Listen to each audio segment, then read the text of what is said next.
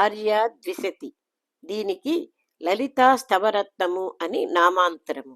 ఇది దూర్వాస మహర్షి వర్యుల విరచితము. ఆర్య ద్విశతికి మూల గ్రంథము బ్రహ్మాండ పురాణములోని లలితోపాఖ్యానము. సంపూర్ణ శ్రీచక్రోపాసనము చేసిన ఫలాన్నిచ్చే స్తవరాజము ఈ ఆర్య ద్విశతి. దీనిని సంపూర్ణముగా మన్నము చేసిన, శ్రవణము చేసిన, సంపూర్ణ దేవీ ఉపాసన చేసిన ఫలితాన్ని ప్రసాదిస్తుంది.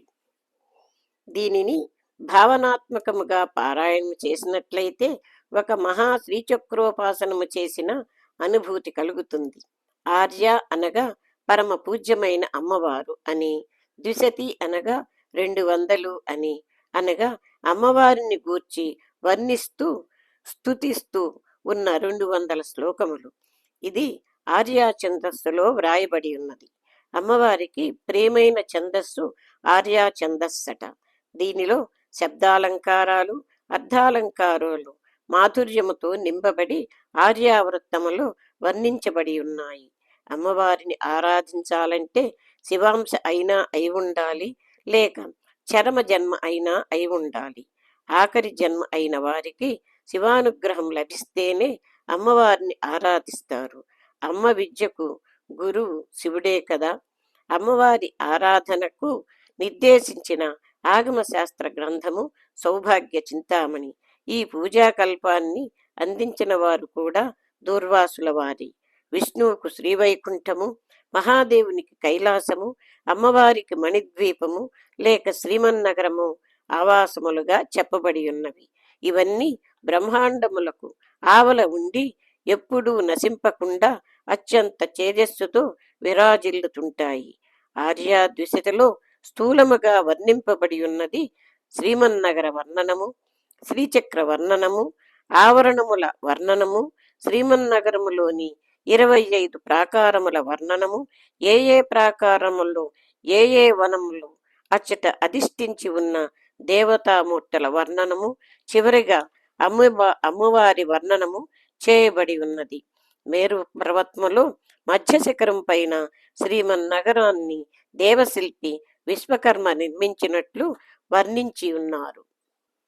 దీనిని పారాయణము చేసిన బుద్ధిశక్తి పెరుగుతుంది, పాపము క్షయమయి దేవి యొక్క సంపూర్ణ అనుగ్రహము కలుగుతుందని ఫలస్థుతిగా చెప్పబడి ఉన్నది. దీని పారాయణము వలన అమ్మ మనకు ఆత్మజ్ఞానాన్ని ఇచ్చి సాయుధ్యముక్తిని ప్రసాదిస్తుంది. నూతన గృహములందు శ్రీమన్నగర వర్ణనమును పారాయణము చేసిన వాస్తు దోషములు వైదొలుగుతాయి, అష్టైశ్వర్యములు సిద్ధిస్తాయని ప్రతీతి. ఒక్కొక్క ఆవరణమునైనను పారాయణము చేసిన ఒక్కొక్క ఫలితము లభిస్తుందని నానుడి. గృహములందు సదాచారమును ఆచరిస్తూ దేవతారాధనము చేస్తే ఆ ఇంటి యందు ఉన్నవారు సుఖ సంతోషములతో వర్ధిల్లుతారు. ఈ ఆర్యా ద్విశతి మొదటగా గణేశుని ప్రార్థనతో ప్రారంభమవుతుంది. ఇక్కడ గణపతి విద్యా గణపతిగాను నుతించి ఉన్నారు. విద్యా గణపతికే మహాగణపతి అని, సిద్ధ లక్ష్మీ గణపతి అని, శ్రీవల్లభ గణపతి అని నామములు కలవు. ఈ స్తవరాజమును పారాయణము చేస్తున్నప్పుడు వర్ణనా దృష్టితో కాక భావనా దృష్టితో చేసి సాధనా దృష్టితో స్వీకరిస్తే చివరకు సిద్ధ దశ మనకు అన్వయిస్తుంది. శ్రీమాత్రే నమః. భజే శ్రీచక్రమధ్యస్థాం దక్షిణోత్తర మధ్యమే శ్యామా వార్తాళి సంసేవ్యాం భవానీం లలితాంబికాం. ఆర్యా ద్విశతి శ్రీ లలితా స్తవరత్నము ప్రారంభం. వందే గజేంద్రవదనం వామాంకారూఢవల్లభాశ్లిష్టం కుంకుమ పరాగశోణం కువలయనీజారకోరకాపీడం సజయతి సువర్ణశైలః సకల జగశ్చక్ర సంఘటితమూర్తి కాంచన నికుంజవాటీ కందళదమరీ ప్రపంచ సంగీతః హరిహయనైరుతమారుత హరితామంతేష్వస్థితం తస్య వినుమస్సానుత్రితయం విధి హరిగౌరీపదాం पुरीशविष्टप्राकारम् मध्ये पुनर्मनोहर रत्नरुचिस्तबकरञ्जितदिगन्तम् उपरि चतुशतयोजनमुत्तुङ्गं शृङ्गपुङ्गवमुपासे तत्र चतुश्शतयोजन परिणाहं देवशिल्पिना रचितं नानासालमनोज्ञं नमाम्यहं नगरमादिविद्यायाः प्रथमं सहस्रपूर्व षट्शतसङ्ख्याकयोजनं परितः वलयीकृतस्वगात्रं वरणं शरणं प्रजाम्ययोरूपम् तस्योत्तरे समीरण योजनदूरे तरङ्गितच्छायः घटयतु मुदं द्वितीयो घण्टास्वनसार निर्मितः सालः उभयोरन्तरसीम नुद्धामभ्रमररञ्जितोदारम् उपवनमुपास्महे वय मूरीकृतमन्दमारुतस्यन्दम् आलिङ्ग्य भद्रकाली मापीनस्तत्र हरिशिलास्यामां मनसि महाकालो मे विहरतु मधुपान विभ्रमन्नेत्रः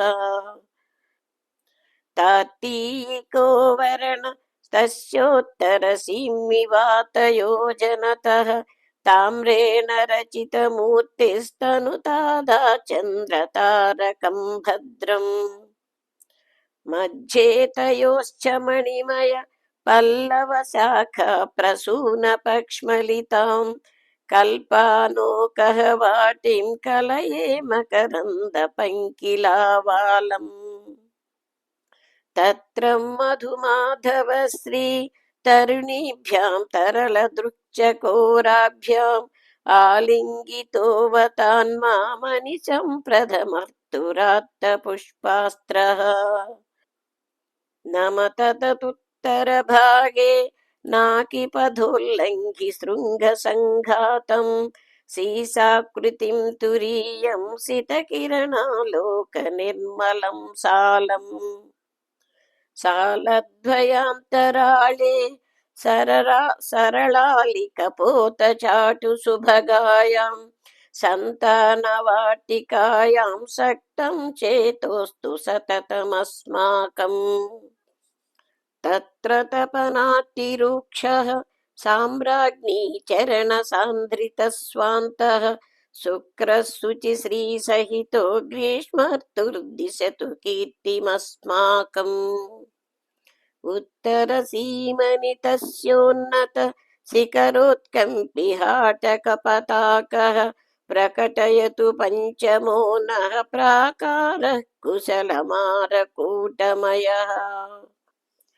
प्राकारयोश्च मध्ये पल्लवितान्यभृतपञ्चमोन्मेषा हरिचन्दनरुद्रवाटी हरतादामूलमस्मदनुतापम् तत्र नभश्रीमुख्यै तरुणीवर्गैः समन्वितैः परितः वज्राट्टहासमुखरो वाञ्छापूर्तिं तनोतु वर्षतु मारुतयोजनदूरे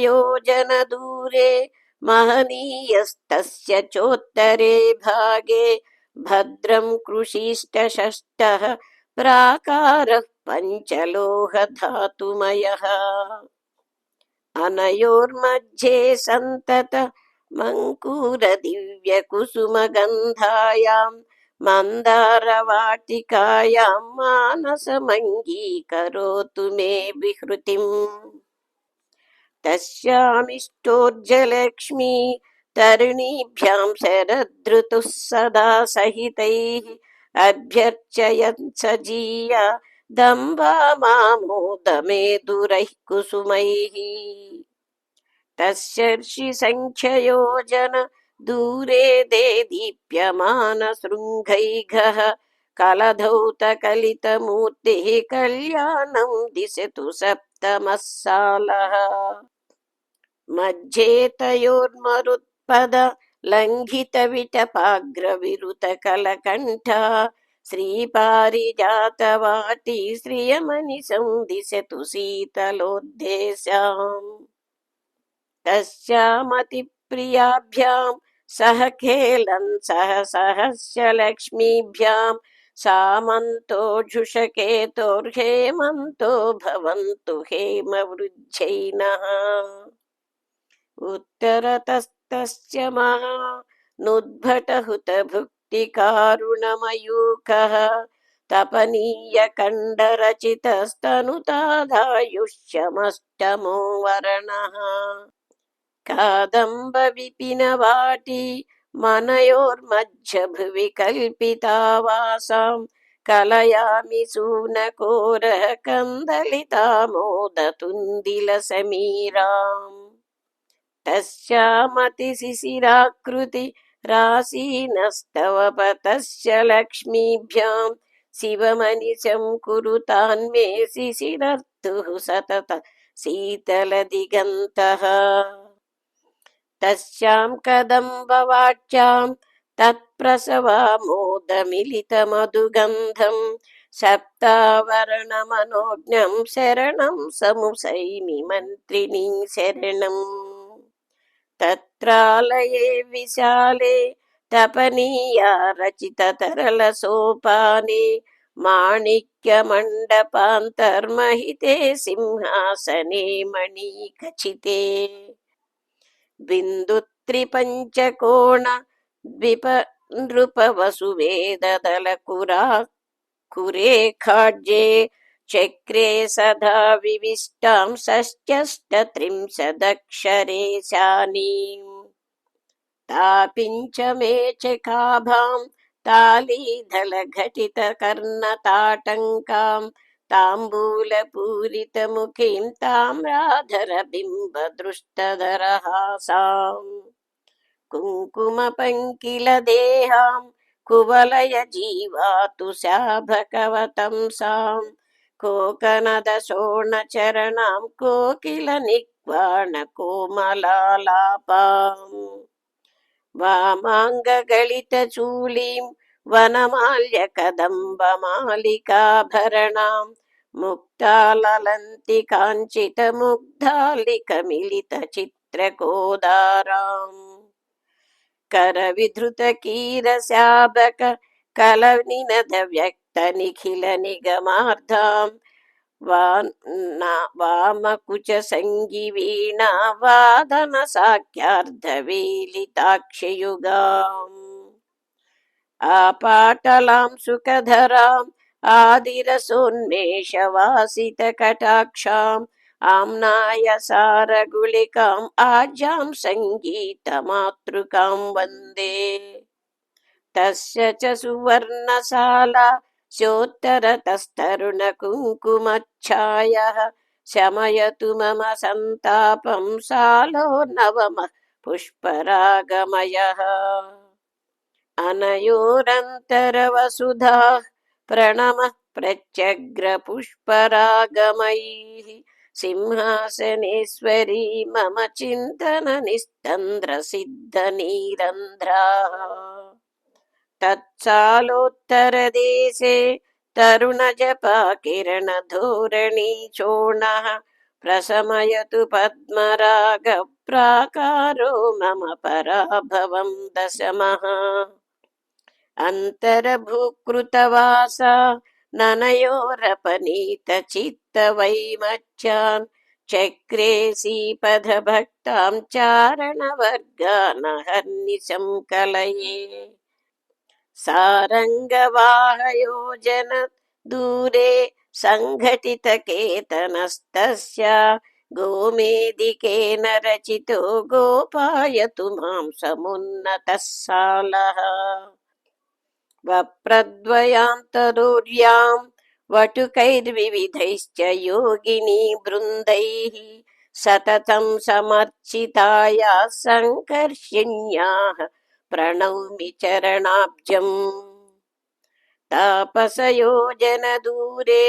तस्य समुत्तुङ्गगोपुरोपेतः वाञ्छापूच्छै भवताद्वज्रमणि निकर निर्मितो वप्रः वरणद्वितीयान्तरतो वासजुषो विहितमधुरासास्वादाः रम्भादिविभुतवेश्या रचयन्तु महान्तमस्मदानन्दम् तत्र सदा प्रवहन्ती तटिनी वज्राभिधा चिरञ्जीया शटिलोर्मिजालरोच्चात्कलहंसीकुलकल्वक्वणितपुष्टा रोदति तस्या रुचिरे वज्रे सीजयति वज्रभूषाढ्या वज्रप्रदानतोषितवज्रमुखत्रिदश विनुतचारित्रा వజ్రమణిమయ ద్వాదశ ప్రాకార వర్ణనం సంపూర్ణం. శ్రీమాత్రే నమః. హరి ఓం తత్సత్.